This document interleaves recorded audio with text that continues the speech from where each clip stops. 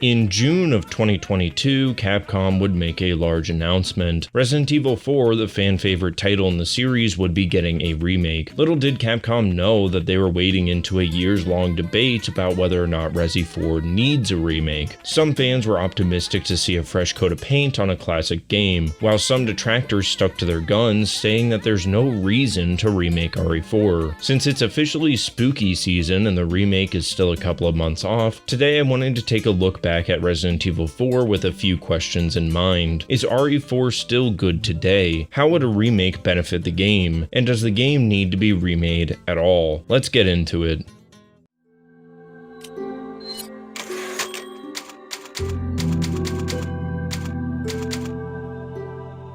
Age is important to keep in mind when we're talking about Resident Evil 4. Unlike the recipients of Minecraft streamer DMs, Resident Evil 4 is actually pretty close to turning 18 years old, and in video game years, 18 may as well be a lifetime. 18 years before Resident Evil 4, people were being introduced to series like Contra, Metal Gear, Double Dragon, and Final Fantasy. Arcades were still open, and the NES had cemented itself as the way to play games at home. Almost 18 years after the release of Resident Evil 4, and we're in the modern day.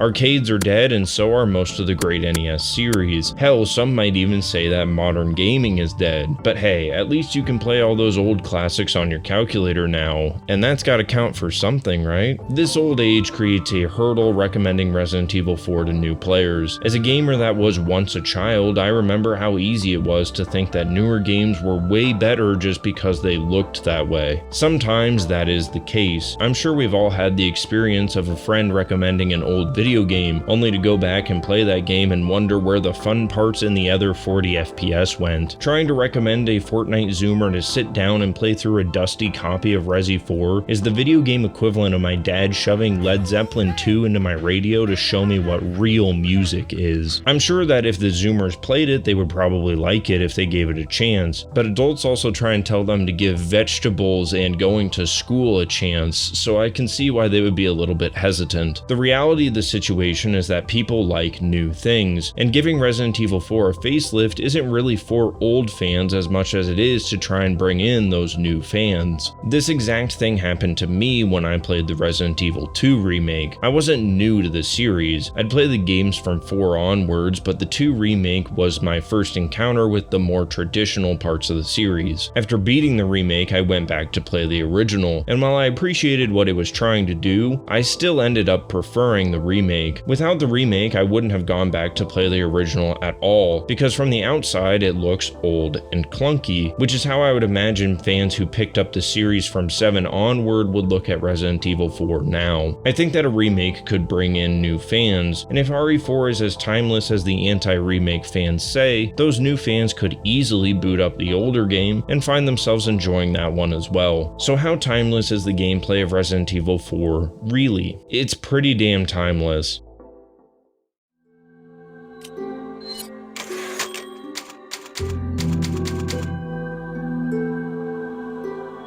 RE4 is a once-in-a-generation game, taking the best elements from the series it was a part of while also grabbing influences from other games, creating a game that is very different from those that came before it, both in and out of its own series. It's impressive just how much of the standard Resident Evil formula is missing from RE4. The backtracking is all but eliminated, meticulous scavenging and resource management is reduced, trying to avoid combat is discouraged and unnecessary. Hell, there's no zombies in the series that's about zombies. It's for that reason that I'm kind of surprised RE4 did as well as it did with fans and critics. Most games that throw out this much of the original formula get a deluge of 4-hour Ramble Fest videos about how the game isn't enough of the game. But with RE4, the game is so good that people just brush past the fact that many of the things that made Resident Evil special are completely absent. But after 5 games of the same formula, there's a chance that if they played it safe again, the series would have slipped into irrelevancy. Most of the standard resource management maze-style survival horror is gone, but then what replaced it? Non-stop action. Long gone is the Aria of old, trying to hug walls to sneak around enemies. Instead, Leon embraces his true American police officer persona by indiscriminately shooting every single thing that moves. There's no slow build-up to the action either. Not even 5 minutes into taking control of Leon and you're already putting people down for permanent dirt naps.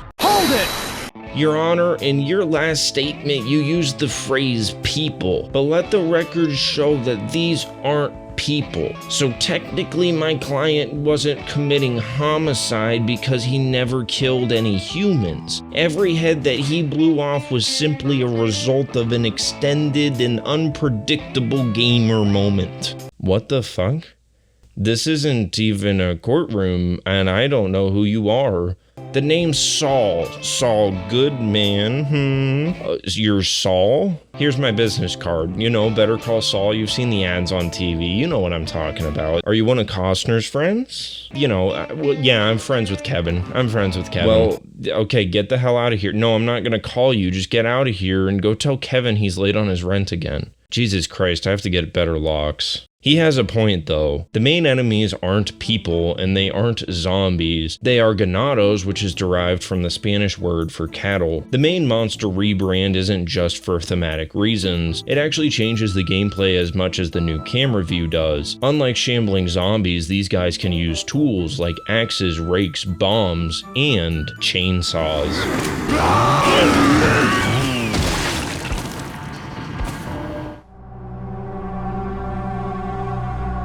These ganados make the combat of Resident Evil 4 more engaging and interesting than if you were going up against standard I eat your brain zombies. You're not quite fighting enemy soldiers with guns and tactics, until you kind of are, but you're not fighting dumb monster with pyromane tactics either. What these new main monsters lack in outright intellect, they make up for in sheer numbers. Minutes after fighting your very first ganado, you are being swarmed by these guys. In most of my combat footage, it's not uncommon to have 4 or more of them making their way towards Leon at any given moment. Since they can take quite a few rounds, this amount of enemies is pretty nerve-wracking, forcing you to play a game of cat and mouse, moving from position to position trying to avoid getting pinned down into a single spot. On paper, this sounds pretty easy, but in practice it can be a stressful struggle due to the way that Leon controls. The controls were my main fear revisiting RE4 after all these years. I just never got used to the tank controls of the earlier games. Especially paired with the camera view of those other games, I found it kind of hard to get to grips with the way to move around. And while we have a new camera system and Leon might look like your standard slim build emo sad boy, if you move that hair out of the way, you'll find that he was a panzer the entire time. Leon's locomotion is much more like steering a car, moving the camera to the left or right to turn and having no ability to strafe, or any ability to shoot while moving. Compared to every big third-person shooter that came afterwards, it's a very strange feeling going back to play this one, but I didn't find myself disliking it. Aside from the brief intro learning these controls, it never really bothered me afterwards. I'm not trying to make the argument that controlling Leon is actually silky smooth. He is still role-playing as his tank self. It just didn't bother me because the combat, and indeed the entire game, is built around his limited moveset. There's no doubt about it. If you placed Leon in Doom, Left 4 Dead, or even Gears of War, he's as dead as my subgrowth. But in this game, he's completely fine, because RE4 never throws any real fast-moving erratic enemies at you. All the encounters in the game are designed around the methodical pace that Leon has. The ganados approach slowly enough that a skilled player should be able to thin the herd out before having to move, but not so slow that the combat becomes tedious. The design is super smart in the way that it gives the player just about as much agency as they can without making an outright power fantasy. Take these guys for an example. If they're at a distance, they'll get pissed and throw their weapons at you, which you can deal with in a few ways. You can keep your feet planted and shoot at them during their lengthy wind-up animation, causing them to either stun or drop their weapon altogether. Or you could unplant your feet to try and move out of the way before they toss their axe. Or you could just say fuck it and try and shoot the axe out of the air like a badass. Or alternatively,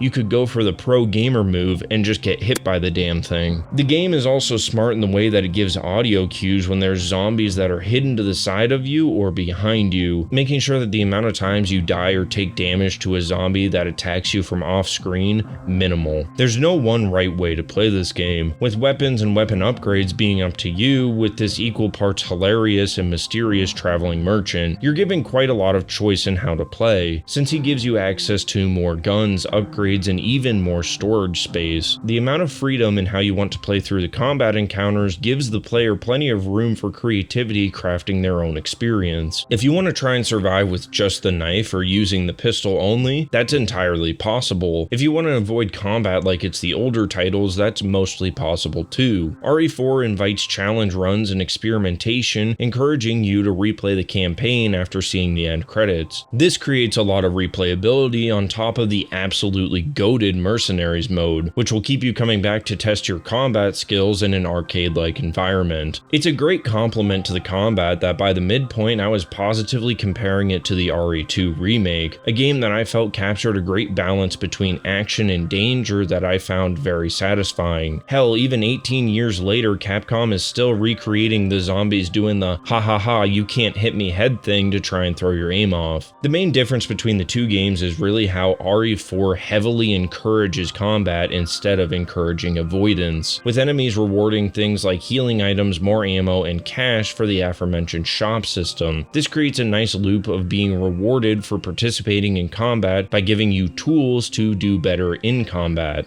But there are some issues with the gameplay overall, and I'm pretty sure I've been throating RE4 enough that I'm gonna get flagged for sexual activity pretty soon if I don't point out some of these flaws. These are some of the things that I would like to see changed in the remake. The first is weapon switching. Unlike pretty much every shooter made ever, in Resident Evil 4 the only way to change weapons is to open the inventory, scroll over to the new gun, and then equip it. So by the end of the game my pinky was looking like Tom Platz's thigh from smashing that tab button every 40 seconds. In previous games, it made sense to kind of do it this way. Having to fumble through your inventory to try and switch weapons could create some tension, but as we've stated, RE4 is far from those older titles, and in a complete action-oriented game, this kind of design is just more annoying. It broke down the pace of a lot of fights, having to switch weapons because I was empty in one of them. By late game, opening the menu to switch weapons became pretty automatic, but I do wish that there was just an easier way to switch between different weapons. Since we're talking about guns, let's talk about ammo. The biggest thing that I think holds this game back over multiple playthroughs is how the ammo system works. Normally I wouldn't use the multiple playthroughs argument as a critique because by and large most games do not reward you for playing through the game a second time. But in the case of the Resident Evil series, multiple playthroughs is like a core tenet of the series overall, so I think the critique stands here. Anyways, as I said earlier, enemies drop items and ammo. This is a great system to encourage you to get into as much combat as you can, but the problem is that the ammo that they drop is seemingly random, which can lead to you having a bunch of shotgun ammo that you don't want, or enough 9mm rounds to supply downtown Chicago for one weekend. I think a good change would be allowing you to trade rounds for one another at the shop. Maybe 5 9mm rounds could be one shotgun shell, or 15 rounds could get you a rifle round. Just some way to give you more ammo for the guns that you actually want to use. Otherwise, buying a gun like the Butterfly can feel like a really bad investment if you don't already have a lot of ammo for it. This can sound like a small change, but it really would require a major rework of the combat system as a whole. If done poorly, you could become ungodly overpowered, with enough insta-kill ammunition to make good old Eddie Richtofen rock hard. But if they could do it right, it could give the players so much more freedom in how they want to play instead of being stuck with the pistol and the SMG for a large section of the game. Finally, the puzzles in this game are straight cheeks. Even calling these puzzles is offensive to actual puzzles. I've encountered captchas more difficult than these. If these are puzzles, figuring out where to put your first and last name on a government document is a fucking puzzle. And to be clear, I don't find these puzzles easy because I remembered the solutions from when I first played the game on my iPod Touch years ago. These puzzles are seriously just that easy because my memory is worse than what your favorite streamer does once they shut the camera off. I only struggled with one puzzle, and it was the stupid block moving one. I've always hated these kinds of puzzles since I was a kid. Instead of solving them, I would break them down and build them back in the right way like they were the fucking $6 million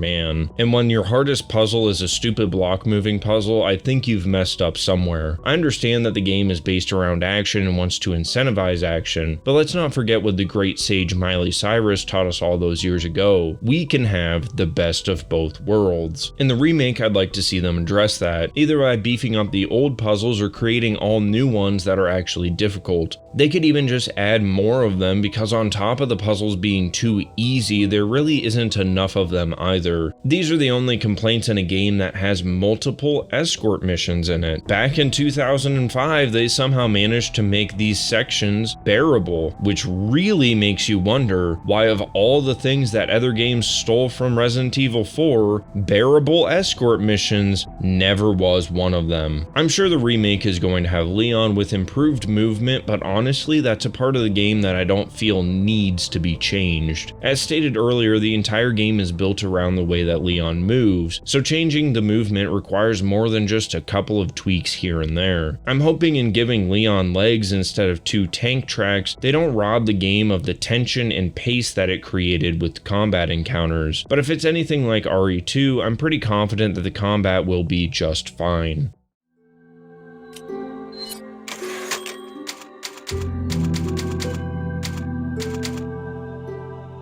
If I had to point out the weakest aspect of Resident Evil 4, it would be the story. It's not bad, it just has a tendency to feel as scatterbrained and disconnected as one of my videos. To make a comparison, playing through Resident Evil 4 is a bit like having the best steak dinner of your life, and the story is the potato that comes on the side, and the potato is just a little bit undercooked. The meal isn't ruined, and if you came back, you might even order the potato again, but you'd probably tell the potato guy to turn the heat on a little bit more next time. But I'm getting ahead of myself. Let's go over the parts of the story that I liked before getting to why I think it is the weakest part. The tone of Resident Evil 4 rides a fine line, and it does it almost flawlessly. The series has always existed in a limbo between humorous and horrifying, but I think Resident Evil 4 is the first one to push further into the comedy world than ever before. Sure, we had stuff like Jill Sandwich before this, but that was funny in an unintentional way. If Resident Evil 1 and 2 are the Evil Dead, then Resident Evil 4 is the Army of Darkness. This more self-aware, tongue-in-cheek tone is elevated by the main character, Leon Kennedy. Leon is a great protagonist, aloof and detached from his surroundings, but not with the cynical twinge that many modern titles seem to force on these types of characters. He isn't cracking one-liners because he's a cocky asshole that's too good for the situation. He's cracking one-liners because he's confident and competent in his skills. After the Raccoon City incident, a roving gang of psychos is just another day on the job for this guy. At his heart, Leon is just a goofy guy with a flair for being overdramatic, throwing unnecessary roundhouse kicks, calling ancient monstrosities bro. No thanks, bro. And flipping through more glass than Shane McMahon. And beat him. Oh, not again.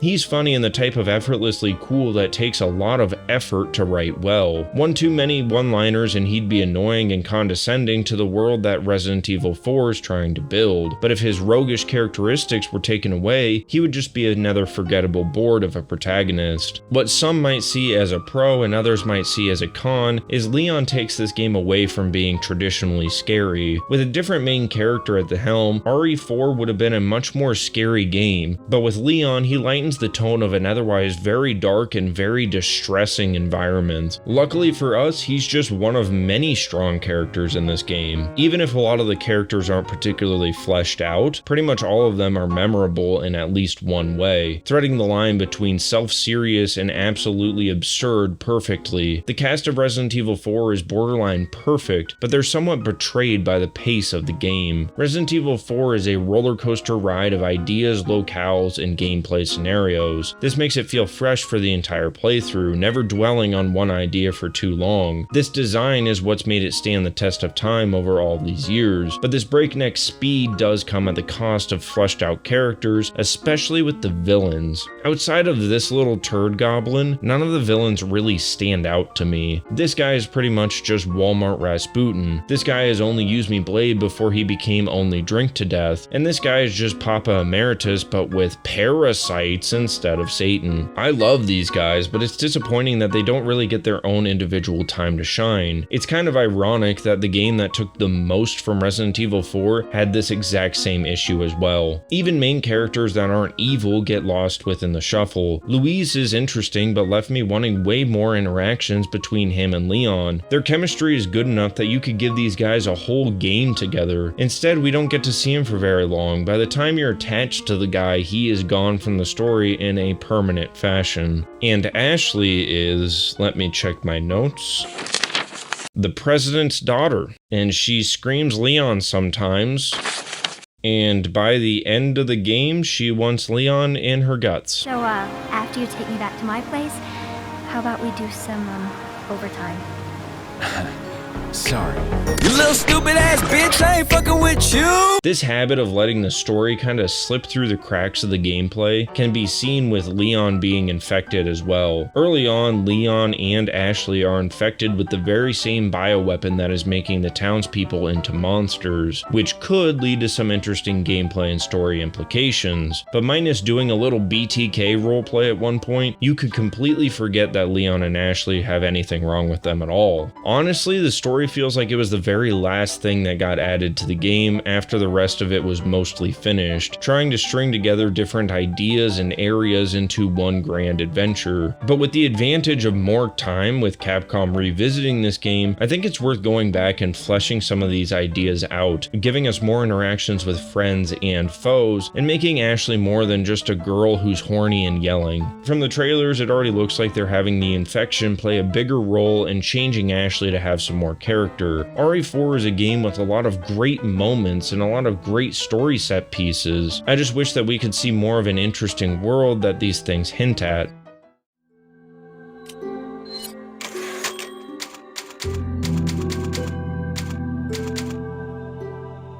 I don't like talking about graphics when it comes to older games. One, you have eyeballs. You can see how the game looks. And two, because of course it looks old. But you might be thinking to yourself right now, well, I've looked at the footage and it doesn't look that old. Well, that's because you have been tricked, misled, and quite possibly bamboozled. This entire time I've been playing a fan retexture project that bolsters the graphics in a way that only obsessive fans could really ever do.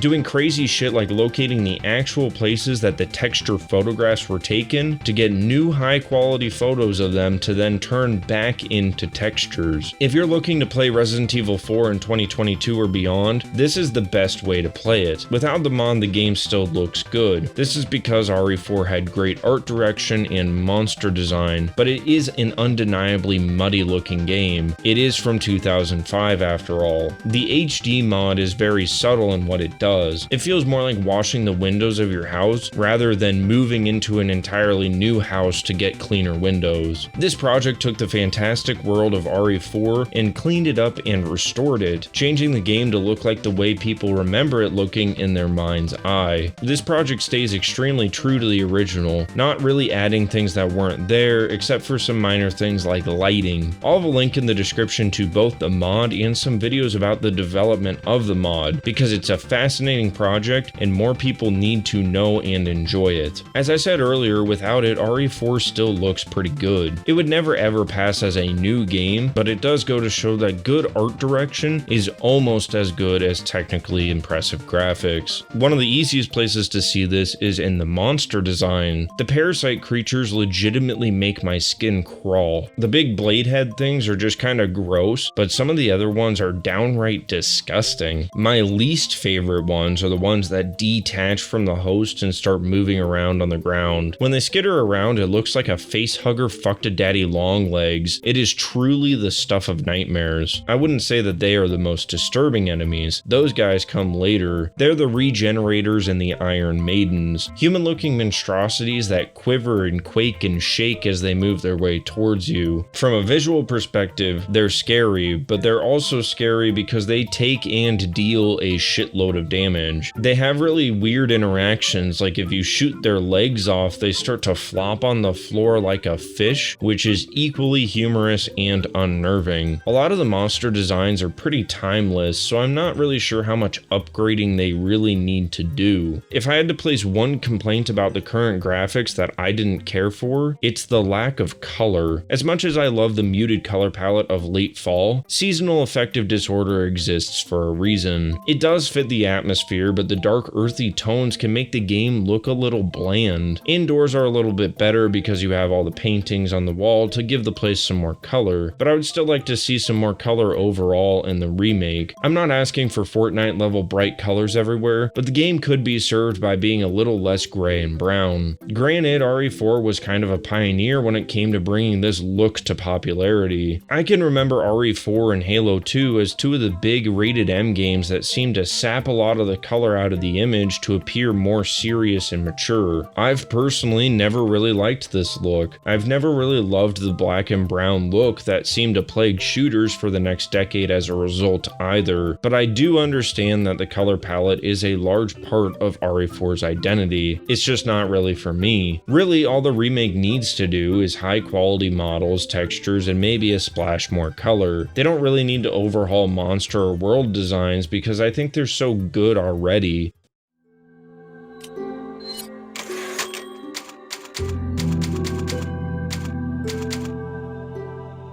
So let's loop back around to the questions I asked at the front, starting with the title of the video. Does Resident Evil 4 need a remake? I lean more on the side that it doesn't. Some games have a few fantastic elements that could really benefit from a second pass through to refine and emphasize these ideas, but a lot of the elements and ideas of RE4 are already so good that a second pass through can only provide so much utility. The game stands as a testament that just because something is old doesn't mean that it's outdated. There's still plenty to enjoy for both new and returning players. However, I do think that the game and the series could benefit from this remake. It'd be nice to get a new version of the game that just couldn't exist in 2005. Bringing RE4 up to the graphical standards of today has me excited to see disgusting creatures in great lighting and super high fidelity, or to be more immersed in a realistic looking castle and village. It also provides them the opportunity to do things like beef up the story a little bit and flesh out some of the more thin sections of it. For my taste, they could probably leave most of the gameplay as is, but I'd be lying if I said the thought of RE4 with a more fluid control scheme and a better puzzle design doesn't pique my interest. Most importantly, I think a remake could help the series as a whole by bringing in new fans, which for a series as old, influential, and fantastic as Resident Evil is a great thing. These are great games, and the more people that can experience them in either their original forms or their remakes is a great thing. These remakes can drive interest towards the originals in a way that really nothing else can. I just wish that the developers would start including the original game with every remake that comes out, Resident Evil or otherwise, just to make the hurdle of seeing the difference between the two even easier. The original RE4 will always be around. It's been sold on pretty much everything known to man. You probably have 2 copies of it sitting on your hard drive right now. And since we're not talking about Activision bullshit, I don't think you have to worry about them coming to delete the old one from the server. Like with any remake, it'll never be quite a one-to-one with the original or with what the fans expect from it, but I'm still excited to play it as an alternative version of a game that has absolutely stood the test of time. That takes me to the last question. Is Resident Evil 4 still worth playing today? Like, where have you been for the whole video? Yeah,